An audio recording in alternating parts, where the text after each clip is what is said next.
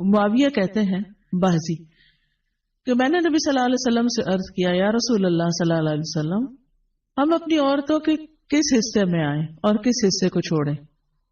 یعنی شوہر بیوی کے تعلق کی بات ہو رہی. یہ بھی ایک بہت آج کے دور کا ہر دور کا مسئلہ ہے لیکن آج کے دور میں اور بھی گمبھیر ہوتا چلا جا رہا ہے بہت سی چیزوں سے ایکسپوز ہونے کی وجہ سے. تو کیا جائز حد ہے اور کیا نہیں ہے فزیکل ریلیشن شپ کے لیے کس حصے کو استعمال کیا جا سکتا ہے کس کو نہیں یہ سوال. تو اس پر آپ صلی اللہ علیہ وسلم نے فرمایا تمہاری بیوی تمہارا کھیت ہے تم اپنے کھیت میں جہاں سے چاہو آؤ. جہاں سے چاہو آؤ کا مطلب کیا ہے کہ جہاں سے کلٹیویشن ہو سکتی یعنی کہ کھیت کے تعلق سے کیا بتایا نساؤکم حرث لکم فأتوا حرثکم انا شئتم. انا شئتم کا مطلب انا جو ہے ظرف زمان و مکان دونوں کے لیے آتا ہے کہ جانے کا کوئی خاص وقت مقرر نہیں کہ یہ دن ہے یا رات ہے ایسی کوئی پابندی شریعت نے نہیں رکھی.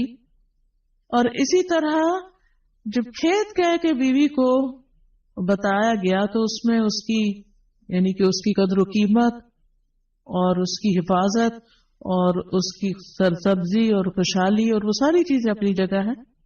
پلس یہ بہت ہی حکمت کی بات ہے کہ کھیت میں کچھ اگ جب ہی سکتا ہے جب اس میں بیج ڈالا جائے. تو اب شوہر بیوی کے ساتھ کیسا تعلق قائم کرے کہ اولاد پیدا ہو سکے. وہ اورل سیکس سے تو نہیں ہو سکتا وہ اینل سیکس سے بھی نہیں ہو سکتا. obviously understood ہے کہ انا کا مطلب یہاں کیا ہے. ٹھیک ہے نا یعنی یہ وہ باتیں کہ جن کو بہت لفظوں کو کھول کھول کے نہیں بولا جا سکتا لیکن اٹس انڈرسٹوڈ. تو آپ نے کہا جہاں سے چاہو یعنی کوئی رکاوٹ نہیں ممانعت نہیں. اس کا یہ مطلب نہیں کہ ناجائز حدود فلان کے کہو کہ اس کی بھی ممانعت نہیں. البتہ جب تم کھاؤ تو اسے کھلاؤ یعنی کہ شوہر خود آؤٹنگ ڈائننگ کے لیے چلا جائے اور بیوی کو کہیں کہ بس گھر میں پکا لو اپنے لیے اور کھا لو خود صرف دوستوں کے ساتھ رہے. دس از ناٹ رائٹ. بیوی کو بھی لے کے جائیں اور ساس بھی بہو کو جانے دے. جب تم کھاؤ تو اسے بھی کھلاؤ جب پہناؤ تو اسے بھی پہناؤ کا مطلب یہ ہے کہ عید آئی ہے اپنے لیے سوٹ لے رہے ہو تو بیوی کو بھی کچھ لے کے دو. یہ ہے ایکوالٹی ایک طرح سے. تو اس کے چہرے پہ نہ مارو اسے گالیاں مت دو ابیوز نہیں کر سکتے اور اسے قطع تعلقی اگر کرو یعنی ویسے تو نہ کرو لیکن اگر کرو تو گھر کی حد تک رکھو. کک آؤٹ نہیں کرو گھر سے باہر نہیں پھینکو گھر سے نہیں نکالو کیونکہ بعض شوہر کہتے ہیں نا فون پہ کہہ دیتے ہیں گھر چلی جاؤ ماں باپ کے میں تب گھر میں داخل ہوں گا آؤں گا ہی نہیں. یہ غلط ہے ایسے نہیں کرنا چاہیے. اور یہ کیسے مناسب یہ کیسے ہو سکتا ہے کہ تم اس کے ساتھ یہ سلوک کرو جبکہ تم ایک دوسرے کے پاس حلال طریقے سے آتے ہو. یعنی تمہارا ایک جائز تعلق ہے اور پھر تم اس تعلق کو اس طرح خراب کرو. تو بیوی کو مارنے سے متعلق جو قرآن اور حدیث کی روشنی میں جو حکم ہے وہ سامنے. پھر اسی طرح غلام کو مارنے کی ممانعت نوکر کو غلام کو اس کو بھی نہیں مارنا چاہیے. ابو مسعود بدری سے روایت ہے کہ میں اپنے غلام کو کوڑے کے ساتھ مار رہا تھا کہ میں نے اپنے پیچھے سے آواز سنی اے ابو مسعود جان لو اور میں غصے کی وجہ سے آواز سمجھ نہ سکا یعنی ایسے مار رہا تھا کہ مجھے نہیں سمجھ آئی کہ کس نے پکارا مجھے. جب وہ میرے قریب ہوئے تو وہ رسول اللہ صلی اللہ علیہ وسلم تھے اور آپ فرما رہے تھے جان لو ابو مسعود جان لو ابو مسعود.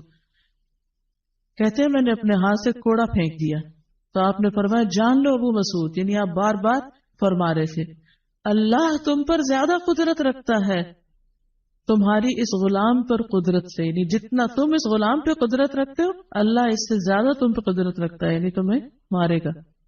کہتے ہیں کہ میں نے عرض کیا اے اللہ کے رسول صلی اللہ علیہ وسلم میں اس کے بعد کبھی غلام کو نہیں ماروں گا. اور بعض روایت میں آتا ہے کہ انہوں نے آزاد کر دیا. ابو عمر زازان سے روایت ہے کہتے ہیں کہ ہم لوگ ابن عمر کے پاس تھے انہوں نے اپنے غلام کو بلایا جسے انہوں نے مارا تھا.